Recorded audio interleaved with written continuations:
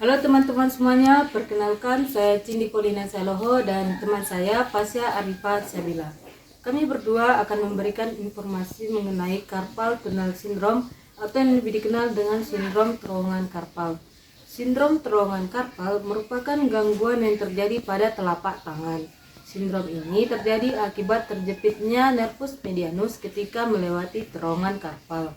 Terowongan carpal terletak pada bagian pergelangan tangan. Terowongan ini tersusun oleh beberapa struktur.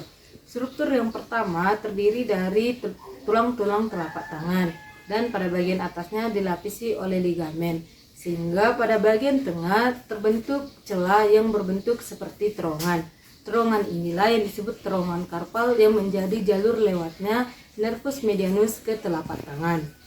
Terjadinya sindrom terowongan carpal diakibatkan oleh beberapa faktor. Faktor yang pertama yaitu faktor intrinsik. Faktor ini terjadi akibat perubahan hormon ketika hamil maupun ketika menopause, dan juga bisa disebabkan ketika kegemukan atau obesitas maupun kebiasaan merokok.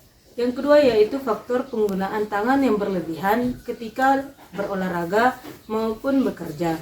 Yang ketiga yaitu faktor trauma. Faktor ini meliputi edema, fraktur yang terjadi pada pergelangan tangan dan lengan bagian bawah. Sekian informasi yang dapat saya sampaikan. Informasi selanjutnya akan diberikan oleh teman saya Fasya Arifah. Halo teman-teman semua, aku Fasya Arifah Syabila yang akan melanjutkan pemaparan materi dari sini tadi. Nah, tadi kita sudah mengetahui apa definisi dari carpal tunnel syndrome, bagaimana anatominya, serta apa saja faktor penyebab dari penyakit carpal tunnel syndrome. Nah, selanjutnya aku akan menginformasikan kepada teman-teman semua bagaimana gejala dari penyakit carpal tunnel syndrome serta bagaimana cara mencegah penyakit ini.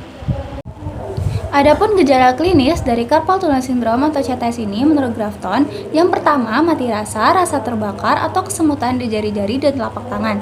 Yang kedua, nyeri di telapak, pergelangan tangan atau lengan bawah karena penggunaan alat-alat yang bergetar. Yang ketiga, menurunnya kekuatan cengkraman. Yang keempat, melemahnya ibu jari. Yang kelima, adanya sensasi rasa bengkak. Dan yang terakhir itu kesulitan membedakan antara rasa panas dan rasa dingin. Lalu, bagaimana sih cara mencegah penyakit carpal tunnel syndrome atau CTS ini? Untuk mencegah penyakit ini, kita dapat menyingkatnya dengan PILM, P, H, I, L, dan M. Untuk P itu, posisikan tangan secara ergonomis. Yang kedua H, hindari penggunaan alat yang bergetar terlalu lama. Yang ketiga I, istirahatkan tangan setelah bekerja. Yang keempat L, lakukan pemijatan. Yang kelima M, merendam tangan dengan air hangat.